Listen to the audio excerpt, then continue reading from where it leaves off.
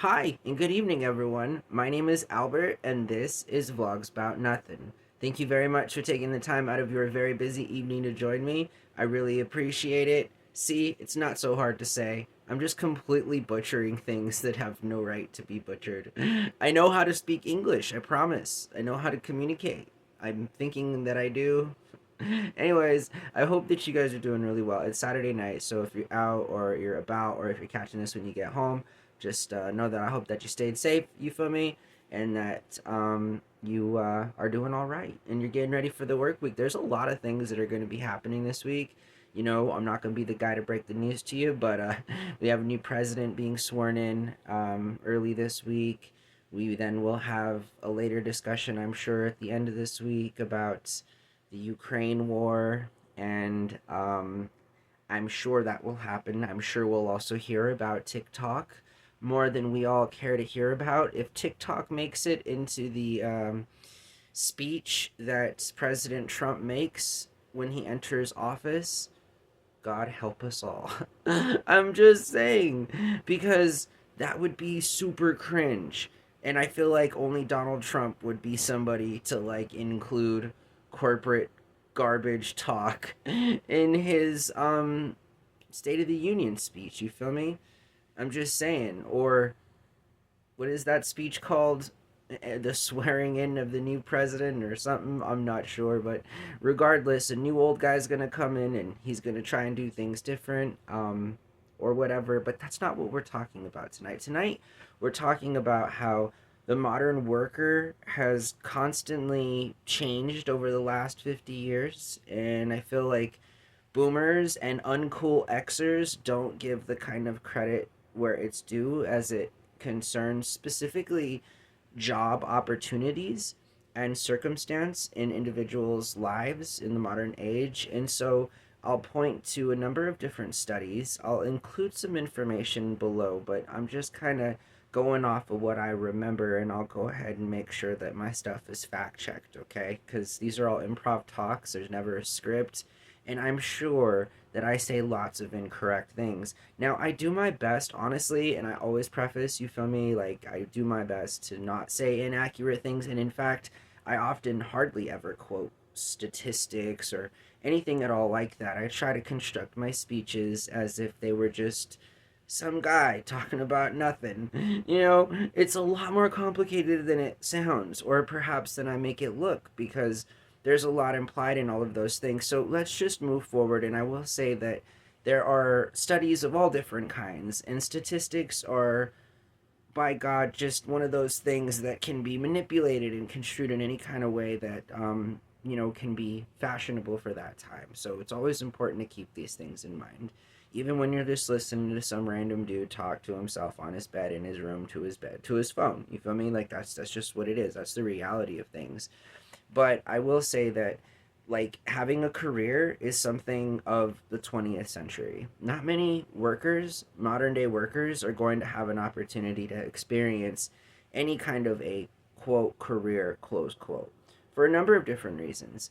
Different studies with different empirical evidence gathered from them have now pointed to the fact that working aged adults, especially Gen Z and Alpha moving into the workforce, are also going to experience somewhere from 3 to 5 different kinds of long-term jobs, and that sheer number of jobs alone that a person is statistically going to have over the course of their working life is literally exponentially higher than what one could safely have assumed 50 years ago. And again, moreover, directly linking to the idea that a career is even possible.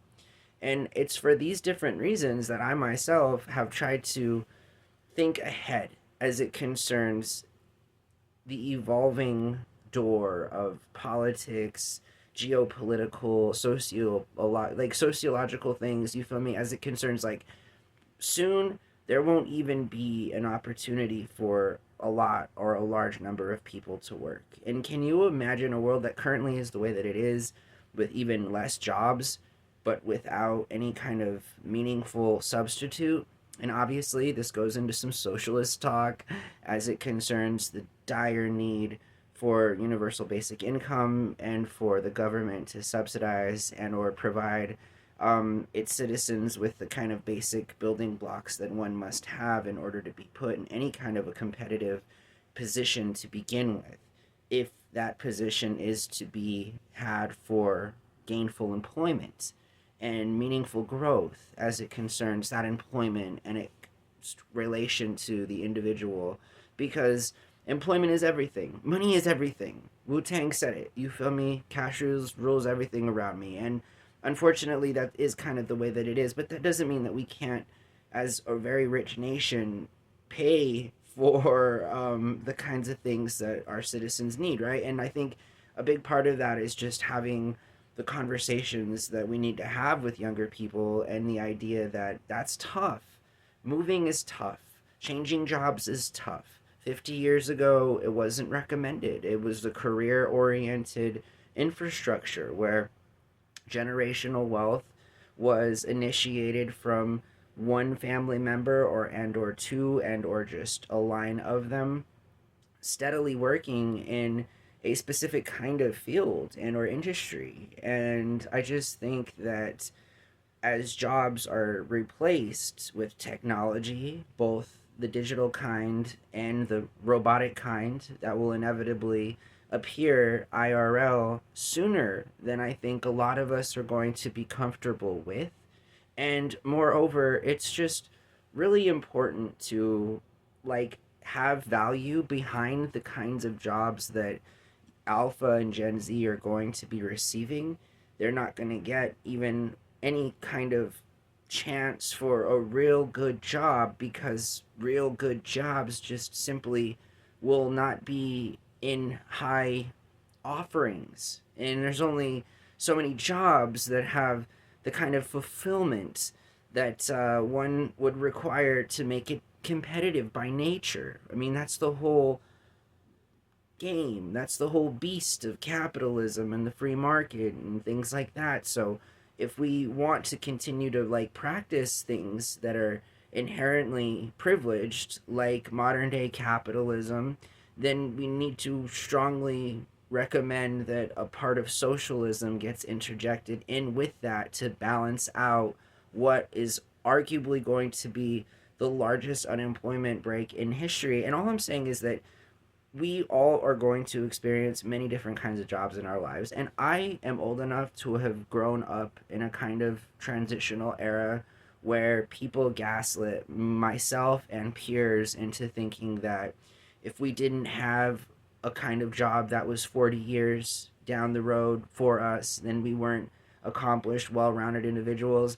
At some point, we got to be real with ourselves and say that, like, millennials weren't really presented with much of any kind of an opportunity to start any kind of meaningful life as it concerns from that grit, hard knock rise from slum to rich. You feel me? I mean, millennials have dealt with the housing crash.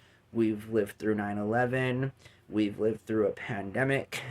There's lots of things that, this country has made very clear to the millennial generation. And I think one of those big takeaways is the need for drastic and radical change as it concerns like domestic politics and the idea that socialism can be well working in conjunction with capitalism. And I think that if we talk about these things now, it's not going to be such a big problem in 15, 20 years. I'm starting a new job tomorrow. So obviously the inspiration for this kind of talk is like me trying to remind myself that I'm not a complete loser, and like I am not a man who chooses not to participate in the economy because I don't want any economic opportunity. It's just the kind of economic opportunity being presented for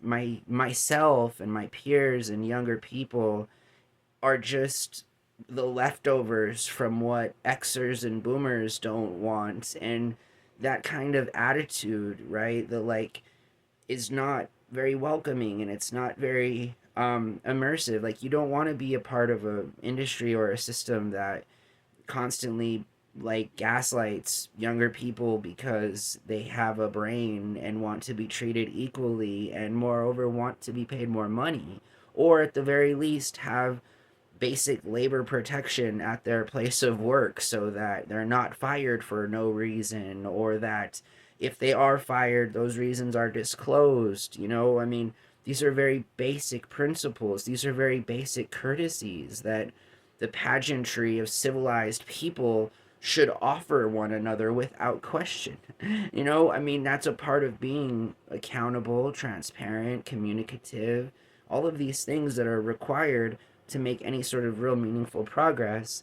And so it's just fun to know that young people out there are going to have a way different experience than some of my peers have had or are currently having, or moreover, the current leadership of this entire free world. And it's really hard to see a transitional phase, to be right in the middle of five different groups that don't really understand what's going on, but yet really try and pander only to their collection and or group of friends. So like, if you're rich, you only take care of rich people type of thing, you feel me? And that's kind of true. It's kind of oddly true in a world that is governed by the kind of politics that drives it today. Those same kinds of politics are the kinds of politics that impact you every single day of your life. They impact the kind of life that you can live, the kind of opportunities that you can have so that you can change your circumstance. All of these things are directly a result of politics. And so that's why it's important to talk about politics. It's important to talk about how we feel about things. And I start a new job this week. So I'm trying to stay positive about this. Again, like, it's so easy to get lost. It's so easy to become a man that isn't interested in working anymore and has been chronically unemployed so long that it's not even worth working, And I think that, like, for a long time, I haven't been ready to try and make a commitment for anybody. And that's weird, right? Because you have to be willing to make a commitment to yourself before you can make a commitment to anybody else. And that's where I'm finally at. I mean, it took a really long time, but I'm really happy that I'll be working. I'm a working man, It's not like a fast food job. This is like the first real job I've had, like, in a long time. In a very long time. It's not washing dishes, it's not like flipping burger. I mean, it's like a job. And so I'm curious to see how my middle-aged self is going to react to my new circumstances, which are being, for the first time ever in my life, a middle-aged working man. I mean, again, like, this is something too that I can't commit to for a long time. So I told my new employer that I'm only there for a year. I can't, it's like I gotta do things like that, right? So the last time I did this, I was 19 and a server, and I swear to God, this is where I was at in my life 19 years ago. I was like trying to rein in some stuff and restructure what I was doing in my life, and that was probably the one and only goal I've ever accomplished in my life as an adult that I was really focused on accomplishing, and that was working at a restaurant for a year, and that's exactly what I did. And it's interesting because in retrospect, like, I had no expectations other than working there for a year. That was it. That was the only plan that I had, and that kind of thinking led me to a kind of success that I have yet to replicate. And so, if things aren't broken, don't fix some kind of an attitude. And sometimes you really do got to go back to what's worked for you and what continues, what your specialty is in life. I've always said this. My favorite quote in life is from the Dos Equis Beer Man. Find out what it is in life you aren't good at and don't do those things. Well, Dos Equis, Mr. Beerman, I've spent close to 40 years of my life figuring out all of the things that I'm terrible at doing in hopes that in the later part of my life I could experience the kind of joy that comes along with finally figuring out what I'm good at doing and doing that. instead of just understanding what I'm not good at and not doing those things. There's there's a difference. There's though both of those things in and of themselves are two separate goals. But once you accomplish both of them, right? I think that's the kind of best kind of success you can have, the best kind of growth that you can have. And this is coming from somebody who's not interested in any growth. I want, as it concerns, like, I like routine. I like boring. But I want everyone else. I want to live how I want my neighbor to live. You feel me? Like, also in the same sort of privileged atmosphere with the same kinds of thoughts and no, not all the same. I like difference and all that stuff. I'm just saying that I appreciate you guys watching my show. And I don't know why I go on these sidebars sometimes, but let me tell you, as I have continued to tell y'all every single day, it blows my mind how many people are watching these videos. It really does. So again, at some point, I know, future self, that people will watch these videos. So yeah, my shameless self from now until forevermore welcomes you to my world. Thank you for joining me. Hit the subscribe button if you're not already a subscriber. At the very least, hit the thumbs up or the thumbs down. Either way, it's all good. If you've made it this far in the video, I truly and genuinely hope that you hit the thumbs up, because if you, like, why would you? Anyways, if you watch the video and you just do what you do, have a really good night. I appreciate it regardless. I wish I could talk to you guys all night, Like, seriously, I don't want this conversation to end. Is that weird? That, like, I've grown so attached to my phone and talking to myself that once I start, I don't want to stop, but I don't want to start sometimes because I know that I won't want to stop, and I think that it might be kind of weird. This is like a relationship I'm having with myself at this point, It's like conflicting. This is like the only time in the day that I really talk, I mean, I have my roommate, we talk, that's great, we have an excellent relationship, but this is like the only other time where I'm just rambling on. And again, I enjoy talking. It's unfortunate that I guess I only enjoy talking to myself on my bed in my room, but I guess we all can't have it all the ways that we want. So I'm taking it as it comes. And I'm looking forward to this month. Honestly, like the next couple of weeks, I want to see how this month plays out for me. I'm thinking that it can begin a pattern of a very good year, and that's what I've been planning on. So I'm hoping that things continue to go as good as they have been, and that's all that a dude can hope for. You feel me? I'll just keep making these videos till then. I gotta end this video. Bye.